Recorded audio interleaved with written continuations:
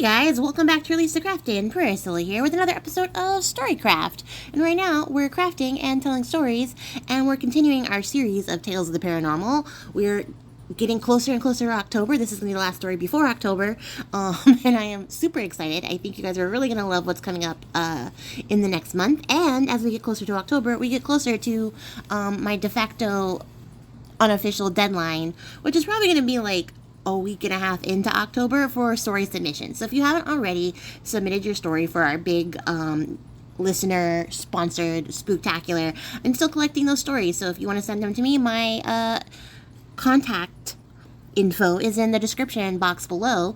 Shoot me your story. The time is winding down. I do need to actually record them and put them all together and edit them nicely for you guys. So, if you want to be involved in that, I think it's going to be amazing. I got some really great stories already. I'm really excited to share them with you guys. And every time I get another story, I can't tell you the manic glee that comes over with me because this is just so fun and it's so exciting. And I am so happy to be putting this together. I love this idea. So I'm really stoked. And if you haven't already, I would love to have your story be a part of it. And if you do not think that in the next week and a half that you will be able to, get your story together, don't stress yourself. Please don't. It's okay. I want to do this again, next year, so I think it'll be fun to bring it back and share some more stories. But if you have your story and you could type it up pretty quick, you should definitely send it over. I would be ever so delighted and grateful. And, yeah, I think that's about all. Ooh, what I did want to say, because somebody did ask me, they thought their story might be too short. I've got stories that are just a couple sentences, but they are delightfully spooky and atmospheric. So, send them to me. Too short, too long, not a thing. Not a thing. The special will be as long as the stories are, because we're going to make time for good stories. So, don't worry about that. And that's all the business I have for the top of the program. What I want to do today, guys, is be really honest. I'm a little tired, and I wanted to tell you guys a different story, but I kind of want to do it when I feel less tired. There's just a lot of stuff happening in my personal life and at work, and things are kind of crazy right now, so I don't want to shortchange you an experience by not being at my peak energy level. So I'm going to do another read through, and I'm going to do another little historical ghosty story read through, but I have to because I am a feminist. I have to tell you guys a story written by a lady before I can get to the one you guys all asked me for, which was a Poe story. And I hear you, because Poe is my favorite author of the historical variety. I also want to read that Poe story to you, but I would be remiss if I didn't include a lady in my classical horror story reading. So I'm reading you guys a story today called About How He Left the Hotel. And this is by Louisa Baldwin. And unfortunately, she's also sometimes known as Mrs. Alfred Baldwin, due to her credit, I guess, of being one of 4 of the MacDonald sisters of Scotland who had the extreme advantage of marrying very well, and all of them became known for being married to well-known dudes, and that's bogus, especially in Louisa's case, I think, because she was a writer. She was a prolific writer, and I feel like that stands enough on its own for her to not be roped in with her husband, who is just a member of parliament. But nobody cares about that. I don't care about that. I don't have a parliament. I'm American. But to be honest, if we had a parliament, I probably still wouldn't care about it. Let's be for real. But I think it's unfortunate, and I absolutely love her. She comes up in a lot of ghost story anthologies because she was so prolific. She does have some really great hits. So you've probably heard a story by her and don't even know, or you've read a story that was influenced by one of her stories because she was good. And I really do enjoy doing these historical type spooky stories because it just is a sort of study in the evolution of historical fiction and how we view horror today and how they viewed horror then, and the things that were scary and unnerving at that time versus now, and some of that stuff still stands to be genuinely truly scary, and some of it's a little bit goofy when you look back at it because we have modern sensibilities and modern brains that do modern things, but I think there's a lot to be said about looking at these older like ghost stories and just sort of seeing where they came from. So I'm really excited to share this one, and I just wanted to share this fun little tidbit. It's not really fun, but I've made it fun. So like, about Louisa, after she gave birth to her son, she would often be struck with ill health and just, not feel well. And when she would spend most of her time in a bath chair, if you don't know what a bath chair is, look it up because it's kind of hilarious. But she would spend most of her time in a bath chair, feeling unwell, and she only seemed to recover her strength anytime they went on holiday. And so a lot of people have come to believe that she was a hypochondriac, and to me that is hilarious because, like, go off. I feel better on a holiday too, and I love that for her. I love that she was just like, oh no, I have to be at home and doing my regular home things. Tragedy. And then she got to go on vacation and she was like, no, I'm fine, everything is fine. I love that for her. I absolutely love that for her. I hope that she did it often and well, and she enjoyed every vacation she got from it. But at any rate, I'm gonna jump into the story because I think I've rambled or like fangirled over Louisa enough. So today, like I said, I am reading about how he left the hotel, which was included in her anthology, The Shadow on the Blind and Other Ghost Stories, published in 1895. I used to work the passenger lift in the Empire Hotel, that big block of building in lines of red and white brick like streaky bacon that stands at the corner of Blank Street. I'd served my time in the Army and got my discharge with good conduct stripes, and how I got the job was in this way. The hotel was a big company affair with a managing committee of retired officers and such like, gentlemen with a bit of money in the concern, and nothing to do but fidget about it, and my late colonel was one of them. He was as good-tempered a man as ever stepped when his will wasn't crossed, and when I asked him for a job, Mole, he says, you're the very man to work the lift at our big hotel. Soldiers are civil and businesslike, and the public like 'em only second best to sailors. We've had to give our last man the sack, and you can take his place. I liked my work well enough and my pay, and kept my place a year, and I should have been there still if it hadn't been for a circumstance. But don't let me anticipate. Ours was a hydraulic lift. None of them rickety things swung up like a pole parrot's cage in a well staircase that I shouldn't care to trust my neck to. It ran as smooth as oil. A child might have worked it, and safe as standing on the ground. Instead of being stuck full of advertisements like an omnibus, we'd mirrors in it, and the ladies would look at themselves and pat their hair and set their mouths when I was taking them downstairs dressed of an evening. It was a little sitting room with red velvet cushions to sit down upon, and you do nothing to do but get into it, and it'd float you up or float you down light as a bird. All the visitors used the lift one time or another, going up or coming down. Some of them was French, and they'd call the lift the ascenseur, and good enough for them in their language, no doubt, but why the Americans, that could speak English when they chose, and are always finding out ways of doing things quicker than other folks, should waste time and breath calling a lift an elevator? I can't make out.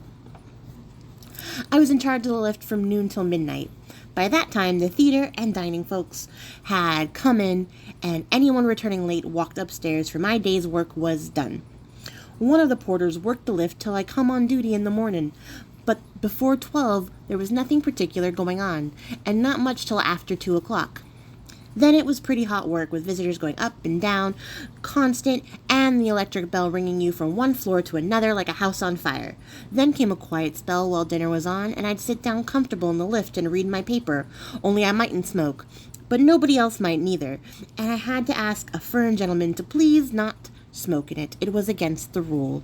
I had it so often to tell English gentlemen they're not like foreigners, that seem as if their cigars were glued to their lips. I always noticed faces as folks got into the lift, for I have sharp sight and a good memory, and none of the visitors needed to tell me twice where to take them. I knew them, and I knew their floor as well as they did themselves. It was in November that Colonel Saxby came to the Empire Hotel. I noticed him particularly because you could see at once that he was a soldier. He was tall, thin man, about 50, with a hawk nose, keen eyes, and a gray mustache, and walked stiff from a gunshot wound in the knee. But what I noticed most was the scar of a saber cut across the right side of the face. As he got into the lift to go to his room on the 4th floor, I thought, what a difference there is among officers. Colonel Saxby put me in mind of a telegraph post for height and thinness, and my old colonel was like a barrel in uniform, but a brave soldier and a gentleman all the same. Colonel Saxby's room number was 210, just opposite the glass door leading to the lift, and every time I stopped on the 4th floor, number 210 stared me in the face. The colonel used to go up in the lift every day regular, though he never came down in it till... But I'm coming to that presently. Sometimes, when he was alone in the lift, he'd speak to me. He'd ask me what regiment I'd served, and said he knew the officers in it. But I can't say he was comfortable to talk to. There was something standoff about him, and he always seemed deep in his own thoughts. He never sat down in the lift. Whether it was empty or full, he stood bolt upright under the lamp, where the light fell on his pale face and scarred cheek. One day in February, I didn't take the colonel up in the lift, and as he was regular as clockwork, I noticed it. But I suppose he'd gone away for a few days, and I thought no more about it. Whenever I stopped on the 4th floor, the door of 210 was shut, and as he often left it open, I made sure the colonel was away. At the end of a week, I heard a chambermaid say that Colonel Saxby was ill, so thinks I, that's why he hasn't been in the lift lately. It was a Tuesday night, and I'd had an uncommonly busy time of it. It was one stream of traffic up and down, and so it went on the whole evening. It was on the strike of midnight, and I was about to put out the light in the lift, lock the door, and leave the key in the office for the man in the morning, when the electric bell rang out sharp. I looked at the dial, and saw I was wanted on the 4th floor. It struck 12 as I stepped into the lift. As I passed the 2nd and 3rd floors, I wondered who it was that had rung so late, and thought it must be a stranger that didn't know the rule of the house. But when I stepped at the 4th floor and flung open the door of the lift, Colonel Saxby was standing there, wrapped in a military cloak. The door of his room was shut behind him, for I read the number on it. I thought he was ill in his bed, and ill enough he looked, but he had his hat on, and what could a man that had been in bed 10 days want with going out on a winter night? I don't think he saw me, but when I'd set the lift in motion, I looked at him standing under the lamp, with the shadow of his hat hiding his eyes, and the light full on the lower part of his face that was deadly pale, the scar on his cheek showing still paler. "Glad to see you're better, sir," I said. But he said nothing, and I didn't like to look at him again. He stood like a statue with his cloak about him, and I was downright glad when I opened the door to the lift for him to step out into the hall. I saluted as he got out, and he went past me towards the front door. "The colonel wants to go out," I said to the porter, who stood staring, and he opened the door, and Colonel Saxby walked out into the snow. "That's a queer go," he said. "It is," said I. "I don't like the colonel's looks. He doesn't seem himself at all. He's ill enough to be in his bed, and there he is, gone out on a night like this. Anyhow, he's got a famous cloak to keep him warm, I say. Suppose he's gone to a fancy ball, and got that cloak on to hide his dress." The porter said, laughing uneasily, for we both felt queerer than we cared to say, and as we spoke, there came a loud ring at the doorbell. "No more passengers for me," I said, and I was really putting the light out this time, when Joe opened the door, and 2 gentlemen entered that I knew at a glance were doctors. One was tall, the other was short and stout, and they both came to the lift. "Sorry, gentlemen, but it's against the rule for the lift to go up after midnight." "Nonsense," said the stout gentleman. "It's only just past 12, and a matter of life and death. Take us up at once to the 4th floor." And they were in the lift like a shot, so up we went, and I opened the door. They walked straight to number 10. A nurse came out to meet them, and the stout doctor said, "No change for the worse, I hope?"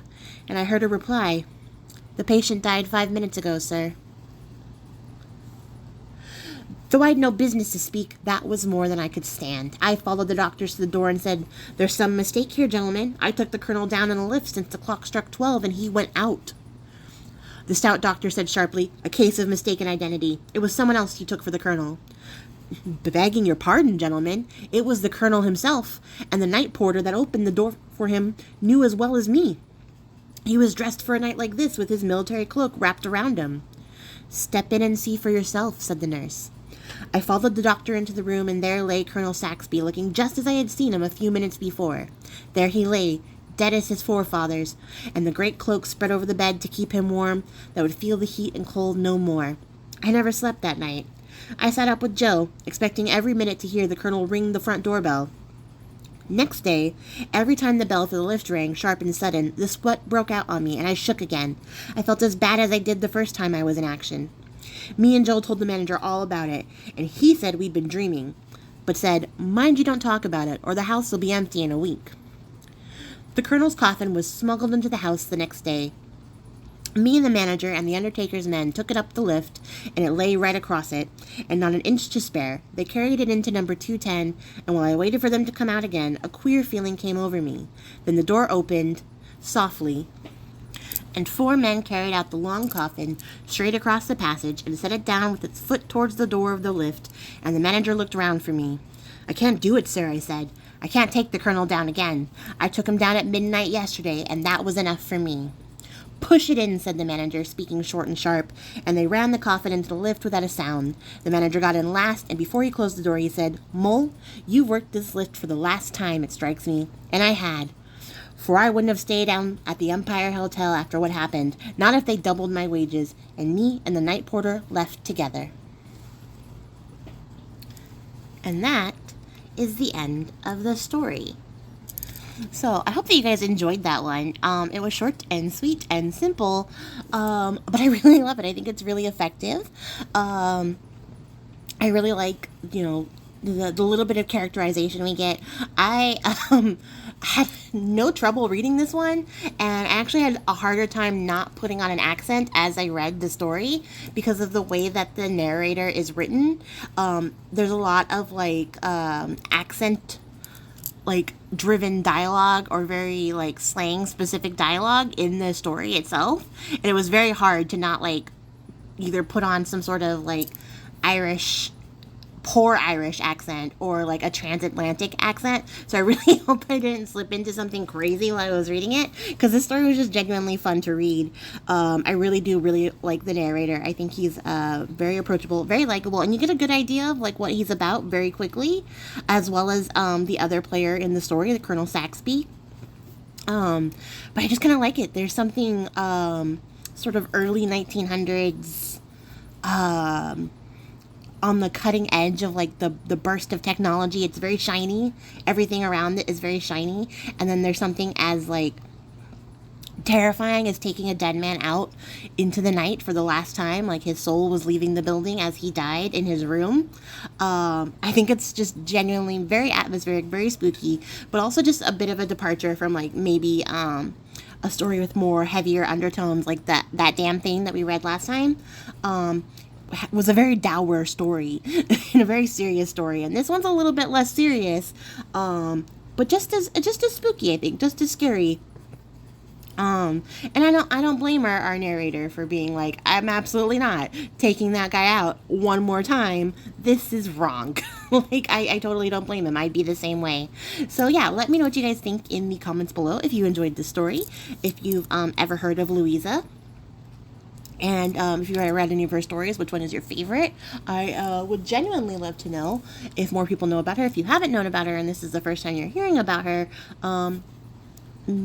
maybe check out her stories and let me know what you think. They're delightful. I think she's a great author, and I wish more people knew about her. And I was happy for the opportunity to get to share this story. So I hope that you guys enjoyed it as much as I did. Let me know what you think just in general. Do you enjoy historical ghost stories as much as I do? Like I said in the beginning, I really just sort of enjoy, even if they're not particularly scary to me, I just enjoy kind of seeing the evolution of horror from then to now, and what people used to think was scary compared to what we think is scary now. I just really enjoy it. And I think you guys, I think I'm in light company. I think you guys will enjoy it as much as I do. And if you don't, you can also let me know that too. Comments help my channel tremendously, so feel free to leave them. Positive or negative, I really don't mind. But that's going to be it for me today, you guys. I will catch you guys all in the next one, and I promise I will be better rested and more energetic for the next time, so I can tell you guys the story that I've been sitting on for a couple weeks now. So, until then, I appreciate your faces. Happy crafting. Bye!